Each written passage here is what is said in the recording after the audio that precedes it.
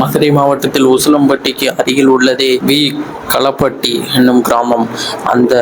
அங்கு ஒரு பெரிய ஏரியை மக்கள் உருவாக்கி இருந்தனர். அங்கு இருந்த செட்டிநாட்டை சேர்ந்த வேண்டிமுத்து என்பவர் மலையாள கருப்பை வணங்கி வந்தார்.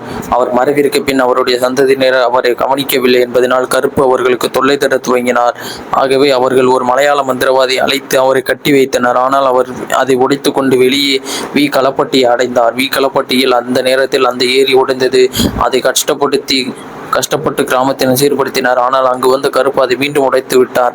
மீண்டும் உடைப்பை சரி செய்தாலும் அதை அவர் உடைக்க துவங்க அது 2 நாட்கள் தொடர்ந்தது. ஆகவே இந்த கிராமத்தினர் என்ன நடக்கிறது என கண்காணித்தனர். அவர்கள் அதை செய்வது கருப்பரை என கண்டு பிடித்தனர்.